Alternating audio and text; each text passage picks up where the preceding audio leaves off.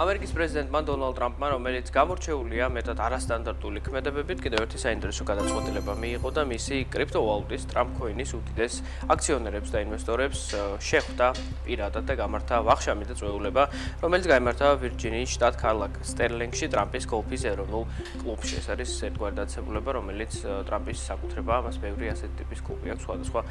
ნაწილში ამერიკის შეერთებული შტატების. ამ წვეულებას დაესწრო 220-ზე მეტი ადამიანი, თითოეული მათგანი იქ სპეციალური მოწვევით იმყოფებოდა პრეზიდენტისა, მაგრამ 25 მათგანმა, რომელთაც ყველაზე დიდი რაოდენობით და ღირებულებით აქვთ ნაყიდი კრიპტოვალუტა, მათ პირადი აუდიენცია, პირადი შეხვედრაც გამართეს დონალდ ტრამპთან. თავად შეხვედრა ძალიან პომპეზური იყო, როგორც ამბობენ და როგორც შეხვდა თავად დონალდ ტრამპმა, ეს იქნებოდა მსოფლიოში ყველაზე ექსკლუზიური წვეულება, რომელსაც ძალიან მნიშვნელოვანი პირები დაესწრნენ გლობალური კრიპტოინდუსტრიიდან და გარდა ადამიანებისა ძალიან მნიშვნელოვანი იყო ეს ყველაფერი თავად მენიუთიც, მაგალითად მენიუშიც ჩანს მნიშვნელობა ამ დღესასწაულისა, სტეიკი ფილე მინიონი იყო, აგრეთვე დაფაზშემწვარი პალტუსი და ორგანული პროდუქტებისგან დამზადებული სალათი ნაწილი კვებისა სწორად ეს იყო, მაგრამ არსებობენ ადამიანები, ინვესტორები და დამზრდ საზოგადოების წევრები, რომლებიც ამბობენ, რომ ეს ყველაზე ცუდი საჭმელი იყო, რომელიც დონალდ ტრამპის კლუბში ოდესმე უჭამიათ, ასე რომ მოკლედ ორმაგი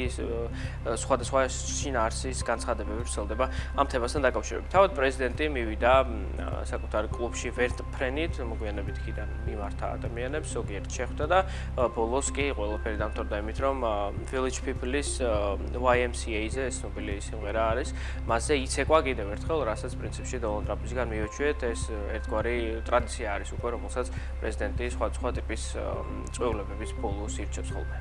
ამ წვეულებას როგორც შენახნიშნე, ბევრი ცნობილი, მდიდარი და გავლენიანი ადამიანი ესწრებოდა და მათ შორის ერთ-ერთი იყო მაგალითად კრიპტო პროექტ ტრონის დამფუძნებელი ჯასტინ სანი, რომელიც მილიარდერია, მის ხონებას Forbes-ი დაახლოებით 8.5 მილიარდ დოლარად აფასებს და როგორც ჩანს, სანი არის ტრამპ-კოინის ერთ-ერთი მსხვილი ინვესტორი, რაც პრინციპში განსაკუთრებული არ არის, რადგანაც ეს ადამიანი არა მარტო ამ პროექტით, არამედ სხვა გზებითაც აფინანსებს ტრამპს, მათ შორის ის იყო ჩართული საარჩევნო კამპანიაში, ის ასევე არის მსხვილი დონორი და საერთო ჯამში ის დგას ტრამპის გვერდით, რაც პრინციპში განსაკუთრებული არ არის, რადგანაც ბოლო პერიოდში ისე გამოვიდა, რომ კრიპტო ანტრეპრენიორები იქცნენ ტრამპის ხარაჯერებად, რადგანაც მათ უნდათ ხელსაყრელი კანონმდებლობების გატარება,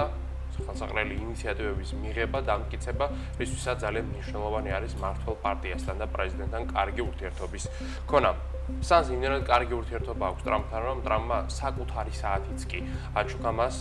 საათი არის ესეთი წარმოების ტრამპის მხრიდან გამოშვებული, მას ქვია ტრამპ ტურბიონი, რომელიც ღირს $100,000. ეს საათი $100,000 მხოლოდ იმიტომ ღირს, რომ მას უბრალოდ ტრამპი აწერია ზედ, მაგრამ მაინც ძალიან კარგი საჩუქარი არის ეს სანისათვის. ასევე ამ შეხვედრას ესწრებოდა NBA-ის ყოფილი კალათბურთელი ლამარ ოდემი, რომელმაც გამოუშვა საკუთარი კრიპტო პროექტიც, რომელიც ოდომის სახელით არის ცნობილი, ესეც მიმკოინების კატეგორიას მიეკუთვნება, რადგანაც როგორც ტრამპს კოინს, ასევე მასაც არანაირი ფუნდამენტური ღირებულება არ აქვს, თუმცა როგორც ჩანს, მოხარებლები მისი შეძენითაც არიან დაინტერესებული. აქ ვთქვათ ორი სიტყვა თავად დონალდ ტრამპის კრიპტო პროექტზე, რომელიც მან წარადგინა ინაუგურაციამდე 3 დღით ადრე, ანუ დაახლოებით 4 თვის წინ. მოკლედ იმ დროს ციფრული აქტივი თავიდან ძვირი არ ღირდა, მაგრამ როცა დაილისტა ბირჟებზე, მათ შორის Binance იყო დიდი კატალიზატორი ამ ყოველფრისა, ცაცეტია მისი ფასი. არა და სულ რაღაც 18 ცენტად შეიძლებოდა მისი ყიდვა თავდაპირველად ოფიციალურ ვებგვერდზე, მაგრამ ამის შესახებ ძალიან ცოტა ადამიანმა იცოდა და იმათმა, რომელთაც 18 ცენტად იყიდეს თითო ტრამპ კოინი, ძალიან დიდი სარგებელი ნახეს, რადგან Binance-ზე თავდაპირველად დაახლოებით $6.5 დაილისტა, ხოლო მოგვიანებით ფასი $75-მდე ავარდა, მას გადააჭარბა კიდეც და სწორედ მაშინ დაფიქსირდა მაქსიმუმი, მას შემდეგ ტრამპ კოინის ფასი საკმაოდ დაბალ ნიშნულზეა შემორჩენილი. ხო, თავდაპირველი ნახტომი დალისტვიდან დაახლოებით 100%-ის პარლებში იყო, მაგრამ თუ კი დალისტვის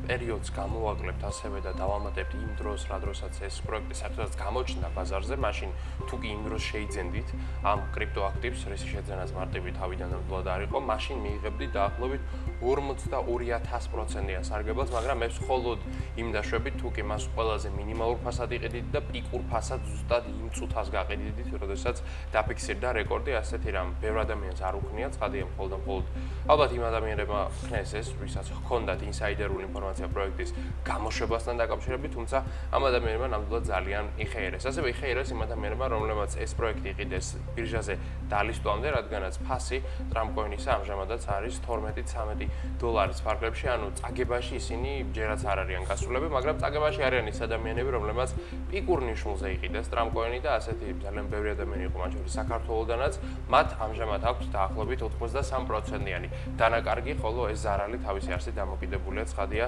შესყიდვის საწყის ფასზე, რომელიც საქართველოს შემთხვევაში ბევრ მომხმარებელთან იყო ძალიან მაღალი.